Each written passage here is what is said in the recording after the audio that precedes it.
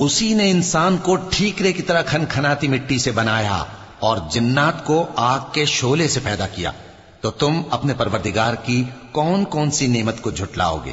وہی دونوں مشرقوں اور دونوں مغربوں کا مالک ہے، تو تم اپنے پروردگار کی کون کون سی نعمت کو جھٹلاؤ گے؟ اسی نے دو دریا رواں کیے جو آپس میں ملتے ہیں، مگر دونوں میں ایک آڑ ہے کہ اس سے تجاوز نہیں کر سکتے، تو تم اپنے پروردگار کی کون کون سی نعمت کو جھٹلاؤ گے؟ ان دونوں دریاؤں سے موتی اور مونگے نکلتے ہیں، تو تم اپنے پروردگار کی کون کون سی نعمت کو جھٹلاؤ گے؟ اور جہاز بھی اسی کے ہیں جو سمندر میں پہاڑوں کی طرح اونچے کھڑے ہوتے ہیں، تو تم اپنے پروردگار کی کون کون سی نعمت کو جھٹلاؤ گے؟ جو مخلوق زمین پر ہے سب کو فنا ہونا ہے، اور تمہارے پروردگار ہی کی ذات جو صاحب جلال و کرم ہے باقی رہے گی، تو تم اپنے پروردگار کی کون کون سی نعمت کو جھٹلاؤ گے؟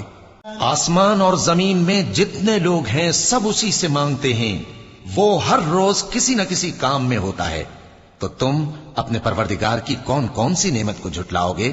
اے دونوں جماعتوں، ہم ان قریب تمہاری طرف متوجہ ہوتے ہیں، تو تم اپنے پروردگار کی کون کون سی نعمت کو جھٹلاؤ گے؟ اے گروہ جن و انس، اگر تمہیں قدرت ہو کہ آسمان اور زمین کے کناروں سے نکل جاؤ تو نکل جاؤ، اور زور کے سوا تو تم نکل سکنے ہی کے نہیں، تو تم اپنے پروردگار کی کون کون سی نعمت کو جھٹلاؤ گے؟